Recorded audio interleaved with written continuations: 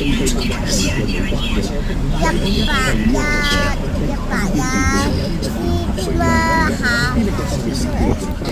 我奥特曼是他，记得很舒服啊，赛罗，快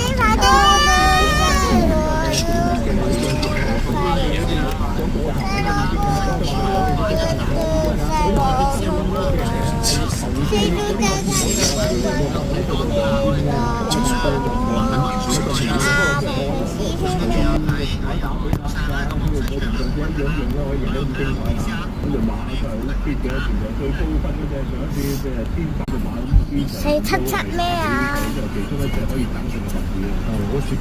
你唔好咁樣玩啊！部機就你去玩爛啊！睇嘢啦，唔好搞呢樣嘢。我想錄影。杯同埋打比一齊贏晒嘅咧，就要啲三冠王先得啊！即係咁今屆就抽咗14檔啦，咁前屆其實路遊戲包都係抽同一個檔位都係贏嘅。我諗睇下佢可唔可以學翻當年嗰個跑法，就係即係再放棄組段，然之後喺對面直路逐步進逼咁樣跑咧，即係對呢隻馬仔細細嚟講，應該個發揮可以克服嗰個檔位。其實佢唔擔心啊，佢都試過排外檔都搞得掂嘅。唯一就係2000唔同就要轉多個彎啦，佢亦都未跑過2000，係呢兩點嘅啫。咁但係長力依據嗰方面咧，如果純粹睇血統咧，佢比起頭星就只係個底冇咁厚啫，但係長力就都到嘅，即係2000米佢係好多同家族嘅馬都到嘅，我唔係太擔心。